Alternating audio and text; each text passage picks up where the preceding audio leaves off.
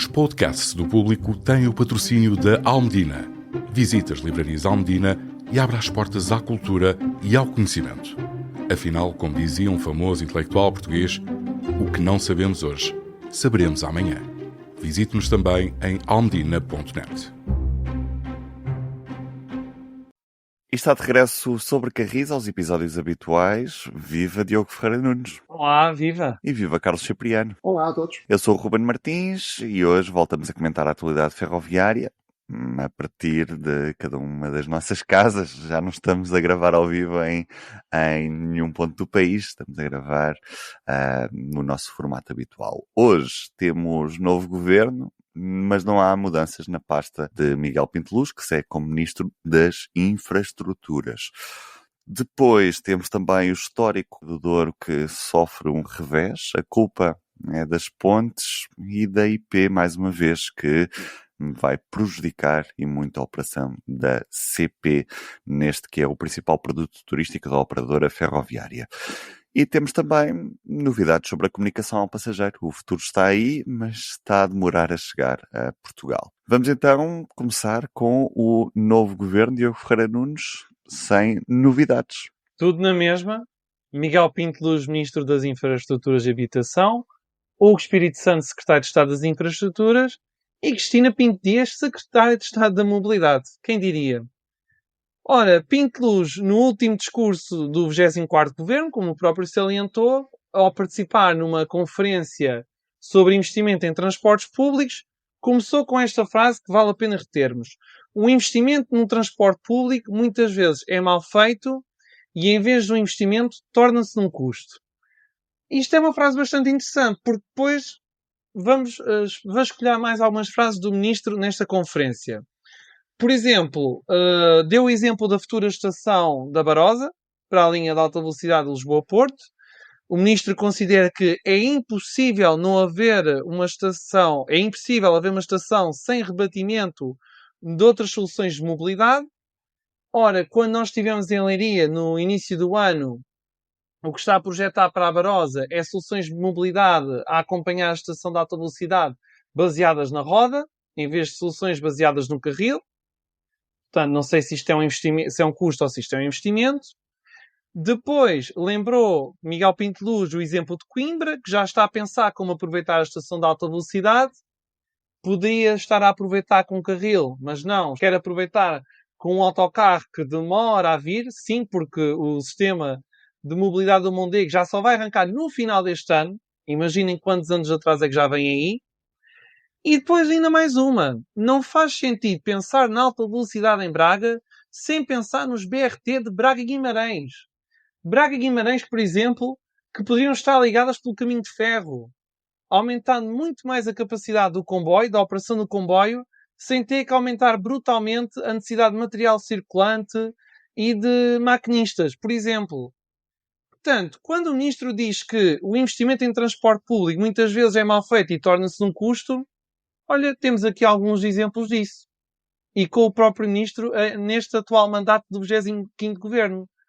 Portanto, poderíamos usar aquele provérbio, bem prega Frei Tomás, faças o que eu digo, mas não faças o que eu faço. Carlos Cipriano, para a generalidade das pessoas, Miguel Pinto Luz é o Ministro do Passe Ferroviário Verde, a principal medida neste âmbito da última legislatura. Na prática, o que eu te pergunto é se isso é suficiente para construir algo de inovador e diferente nos próximos anos na pasta das infraestruturas, ou se, no fundo, é gerir este passo ferroviário verde e a expectativa criada em torno da redução tarifária no acesso aos comboios.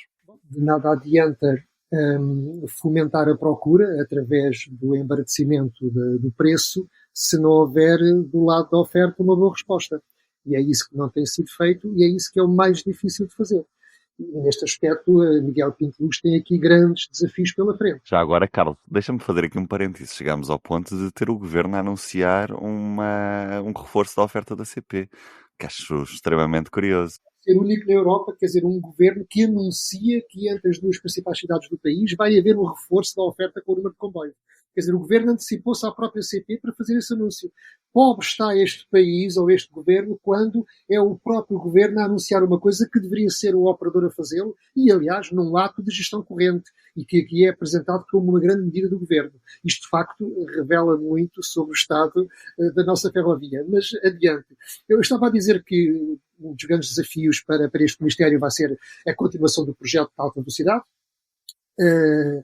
Que sim, que não começou da melhor maneira, com todos aqueles problemas que houve, com as tentativas de expropriação nos troços do Norte, com as dúvidas que existem sobre onde é que fica a estação em Gaia, em Santo Ovídio ou não, qual o peso que o consórcio tem para negociar com o governo as suas soluções face àquilo que estava no caderno de encargos, com aquelas hesitações agora já resolvidas no caso de Coimbra e Taveiro, e, portanto, a alta velocidade não começa da melhor maneira, e penso que ninguém tem dúvidas de que nós não teremos alta velocidade em 2030, mas até lá convinha que se cuidasse do caminho de ferro que ainda sobra, que é sempre aquilo que eu tenho dito, que é, eu sou um defensor da alta velocidade, mas não à custa da degradação da ferrovia convencional. E neste aspecto, o que é que nós temos? Temos em cima da mesa a Ferrovia 2020, que se arrasta há já uma década, que claramente emperrou, não descola, está-se a jardinar neste momento, quer dizer, não há um ímpeto, não há aqui verdadeiramente frentes de obras, está-se a fazer umas obras aqui e acolá, não há prazo para nenhum dos projetos do Ferrovia 2020, aí tem que perder completamente o controle, não há prazo, está-se a fazer umas obras aqui e acolá, e não se sabe quando é que isto vai rearrancar, porque o ritmo é tão lento que não sabemos quando é que isto vai terminar. E, portanto, é preocupante que, ao nível da ferrovia que ainda sobra em Portugal, depois de todas as linhas que foram fechadas em muitas décadas, aquilo que existe e que está por modernizar está num ritmo demasiado lento. Depois, a própria auditoria ao Ferrovia 2020, que em boa hora a AMT sugeriu, e de facto faz falta, também não sabe o que é que acontece, porque tanto a IP, como o Governo, como a própria AMT, no meu caso, não responderam às perguntas do público sobre qual o ponto de situação dessa auditoria. E, portanto, enfim, estamos na mesma.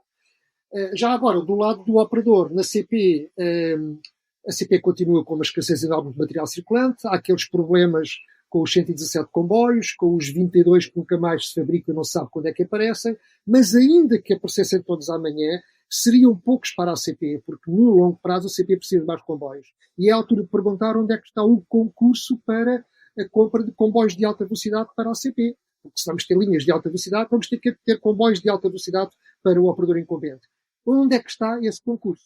E, agora, falando em comboios um pouco mais lentos, o que é que se passa também com a linha do Volga, onde eu não vejo ninguém preocupado com a compra de novo material para a linha do Volga. Aquelas automotoras, de facto, já são muito antigas. Para se não está nada previsto de compra de novo material circulante. Não me choca nada que comprem material em segunda mão na Europa, porque há muitas linhas e muitos comboios de via estreita e há um mercado, digamos assim, de segunda mão, onde, com alguma facilidade, se houver vontade política, se poderiam comprar umas novas composições para a linha do Volga, mas até aí eu não vejo nada. E, portanto, enfim, tudo isto me preocupa. Quanto à composição do governo, não me surpreende que Miguel Pinto Luz continue como Ministro das Infraestruturas. Aliás, o governo considera que foi interrompido na sua atividade e, portanto, compreende-se que Luís Montenegro tenha praticamente mantido todos os seus ministros. Já me surpreende que não se tenha descoberto o erro de casting que foi a Secretária de Estado da Mobilidade. Convém recordar a polémica da sua saída da CP com uma indenização quando era vice-presidente da própria empresa e saiu com uma polémica como se fosse uma trabalhadora para ir ganhar o dobro para a AMT. E depois algumas situações menos boas que teve enquanto Secretária de Estado, quando faz um anúncio de que o governo tinha suprimido não sei quantas passagens de nível, quando no fim de contas estava a contabilizar passagens de nível que tinham encerrado, porque as linhas também tinham encerrado.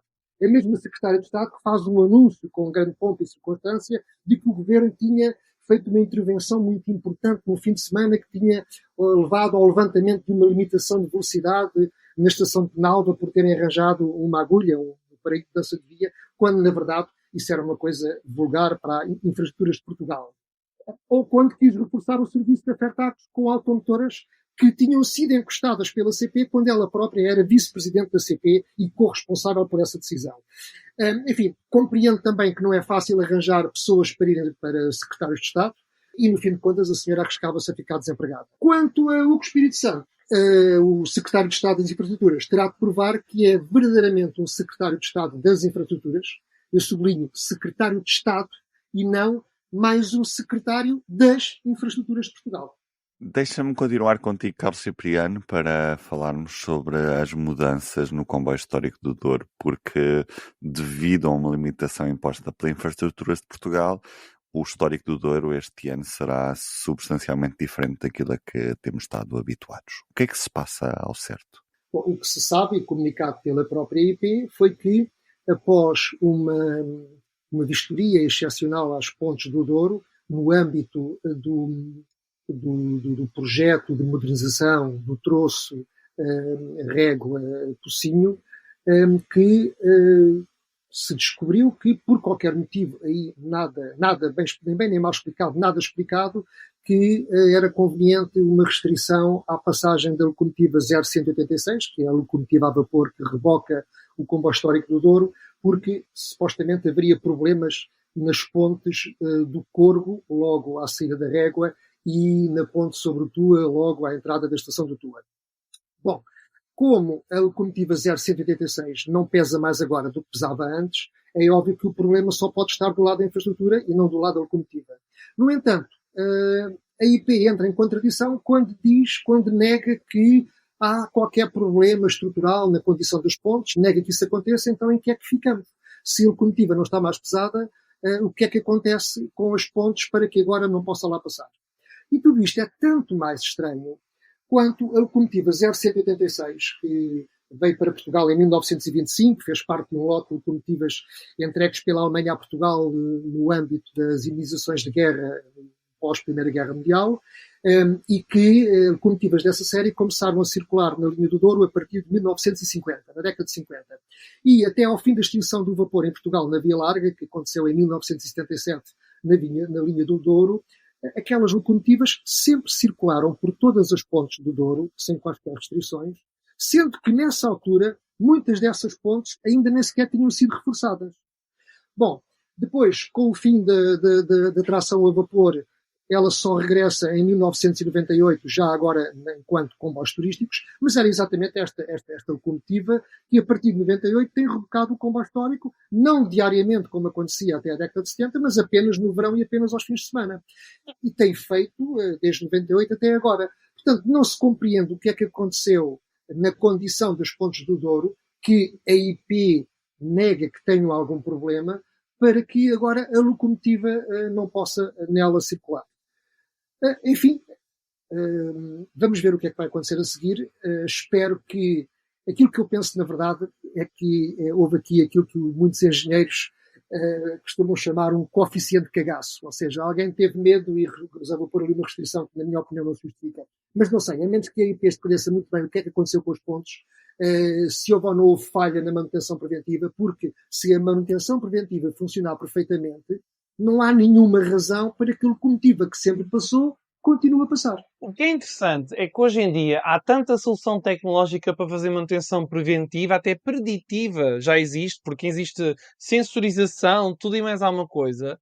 Acho muito estranho, estando nós a falar de património histórico, que tem as suas sensibilidades devido à idade, muito estranho que não haja uma sensorização do que se passa naquelas pontes, que nem haja sequer um acompanhamento em tempo real do estado daquelas pontes, porque hoje em dia há soluções para isso, e muito, muito, muito estranho que isso não esteja a ser feito. Seria muito importante que a IP esclarecesse o que se passa, e também seria interessante que a CP também, se calhar, exigisse mais algumas explicações à IP, porque a CP de alguma maneira está a ser prejudicada, porque uma coisa é fazer um comboio histórico com material que faz 100 anos. Outra coisa é fazer um comboio histórico com material que tem 60 anos, 50 anos. Aliás, até notou-se logo a diferença, porque a CP, na promoção da viagem, tirou a imagem da locomotiva e começou a pôr a imagem das carruagens, o que não é muito habitual. Que é o fator diferenciador. Além de que aquela locomotiva é a locomotiva... Exatamente. Além que estamos a falar de uma locomotiva que anda lá todos os dias. Com várias cores, mas andam lá. A locomotiva, nada diferente das outras, é igual às que lá andam. Agora, o que é curioso é que a CP não só não manteve o mesmo preço do ano passado, não fez nenhum desconto, como ainda por cima aumentou o preço dos bilhetes do comboio histórico de 54 para 59 euros. Portanto, está muito otimista e eu penso que se calhar do ponto de vista estritamente, digamos, do negócio financeiro, é até capaz de ter razão. Porque eu não creio que haja uma descida muito grande na procura por aquele De produto todo. turístico. O comboio histórico do Douro é uma marca e, portanto, as pessoas, normalmente quem anda naquele comboio anda uma vez na vida na linha do Douro É uma e vai experiência. pela experiência, não vai pela locomotiva. Ao nível do prestígio da imagem da empresa, porque digamos ali um produto incompleto, porque de facto a locomotiva a vapor faz falta. Agora, grande parte dos clientes daquele comboio até são grupos de agências de viagens que têm um pacote turístico em que inclui uma viagem fluvial no Douro e regresso no comboio, ou ida no comboio e regresso de barco, e portanto a questão da locomotiva acaba por ser um pormenor num conjunto de experiências que são oferecidas por aquele pacote turístico, não é? Mas, apesar de tudo, como eu digo, não deve ser muito prejudicial para a CP em termos do negócio do comboio histórico, mas é prejudicial em termos de imagem, claramente, sim. E a questão é, mais do que a questão da imagem, é a questão da manutenção de infraestruturas. Porque toda a gente se lembra do que é que se passou em Entre os Rios, do que é que a Junta Autónoma de Estradas andou a fazer ou não andou a fazer com as pontes, e depois foi aquilo que sabemos. E depois também se lamenta muito o direito de resposta da Infraestruturas de Portugal ao Jornal Público, que em boa hora a direção do público respondeu devidamente, respondeu com argumentos factuais, nada a dizer. E aqui está um problema para Miguel Pinto Luz resolver urgentemente. Aliás, devia ser a primeira medida de Miguel Pinto Luz, que é não reconduzir toda a administração da Infraestruturas de Portugal. Toda. Não é só uma ou duas pessoas, é toda. Tirar todos os elementos e meter lá novos.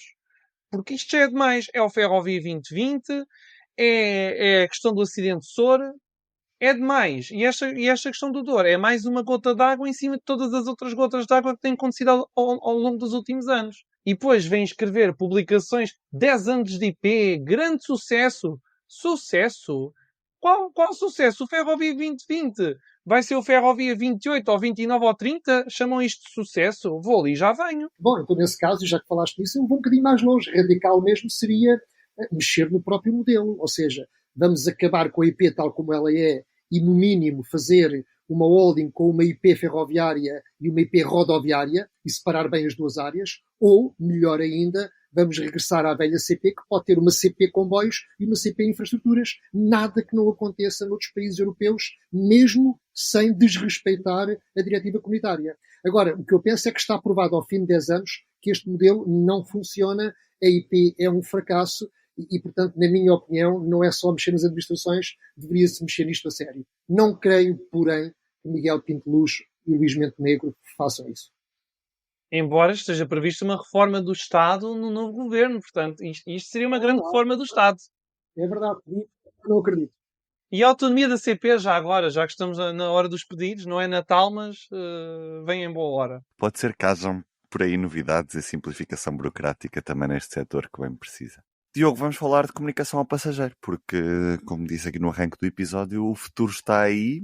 Olhamos para os nossos congêneres europeus, os outros países da Europa, com sistemas muito avançados de informação, não só com os tempos de espera, mas também com informação sobre a ocupação, sobre as carruagens, sobre tudo e mais alguma coisa. E nós cá continuamos ainda muito atrás. Mas isso pode vir a mudar. Poder pode, e aliás, quem já anda na Estação do Oriente, quem frequenta a Estação de Viana do Castelo, quem frequenta a Estação de Valença, neste caso na linha do Minho, já reparou que há novos monitores, que há novos painéis de informação, com indicações mais claras sobre que horas é que o comboio vai passar, onde é que vai parar e qual é que é a tipologia do comboio. Mas continua a faltar muito outro tipo de informações. Continua a não saber qual é que é a ordem das carruagens. Continua a não saber, por exemplo, nos serviços suburbanos, quais são as carruagens que estão mais ocupadas e as que estão mais livres. Continua a não saber em que área da estação é que vai parar exatamente o comboio, porque é mais ou menos previsível para quem anda habitualmente, mas não é nada previsível para quem anda de comboio de vez em quando. E isto são soluções que os novos painéis de informação que vão ser instalados nas estações ao longo dos próximos anos e que já vos vou indicar, são informações perfeitamente ao alcance destes sistemas que estão a ser desenvolvidos pela Hitachi em Portugal, a Hitachi Rail GTS, e nós vimos isso no laboratório deles, que é possível dar todo um conjunto de informações. Só qual é que é o problema? Aqui neste caso a culpa também é da CP. Porque, como a IP salienta, tem que ser o operador a dar informação para o gestor de infraestrutura, incluindo os painéis de informação. Porque a IP não consegue, como há esta separação toda, a IP não consegue adivinhar quantas carruagens vai ter o comboio, qual é que é o número das carruagens, nem consegue adivinhar em que setores da estação é que vai parar o comboio.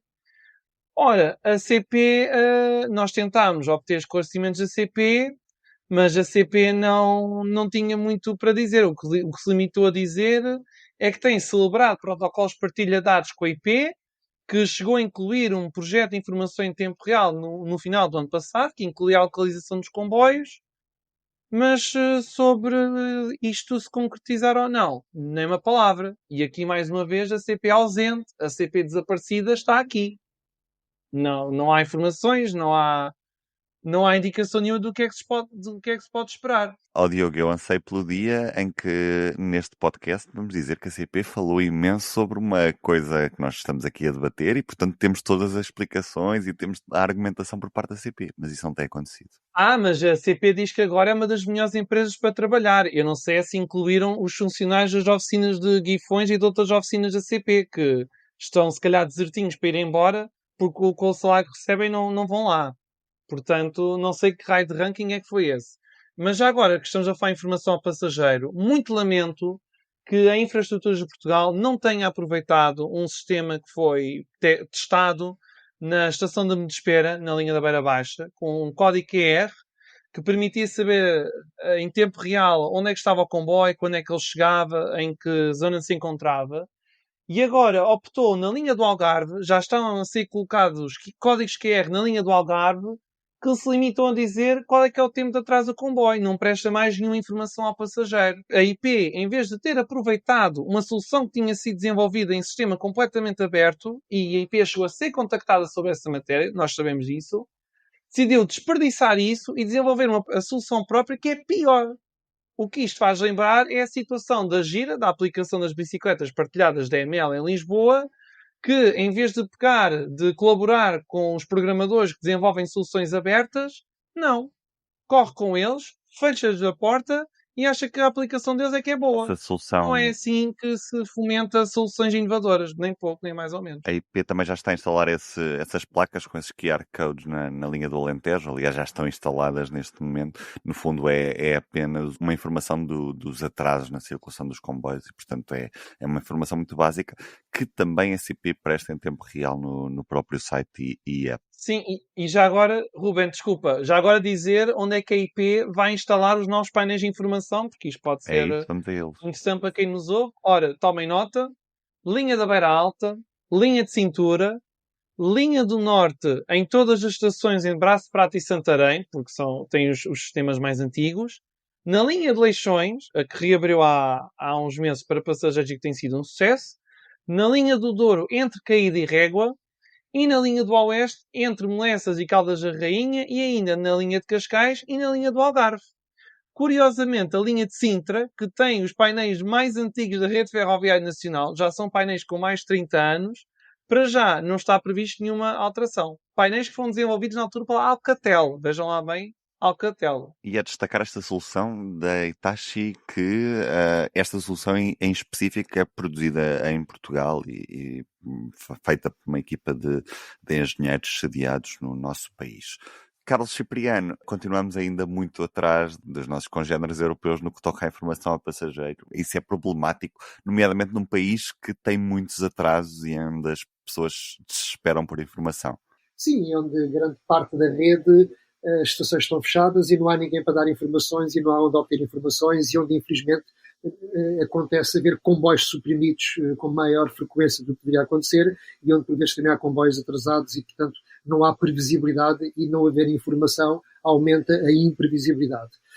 Enfim, sobre aquilo que o Diogo disse, eu acho que é de louvar o que está a ser feito no metro e também as intenções da IP em instalar este sistema em algumas estações, mas é óbvio que também é importante que inclua a informação que deve ser fornecida pela CP.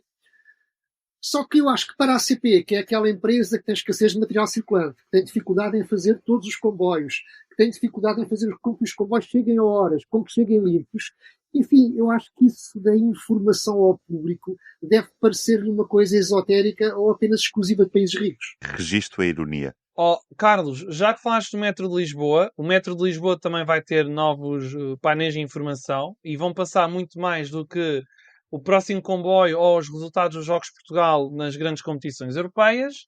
Fiquem a saber que no início do próximo ano haverá novos sistemas nas estações do aeroporto, Alameda, em ambos os lados, Baixa Chiado, ambos os lados, ambas as linhas, porque Alameda tem a linha vermelha e a linha verde, Baixa Chiado, Cais do Sodré, Campo Grande, Jardim Zoológico, Marquês de Pombal, Oriente, Saldanha e São Sebastião. São as estações E mais além de usadas. saber o tempo...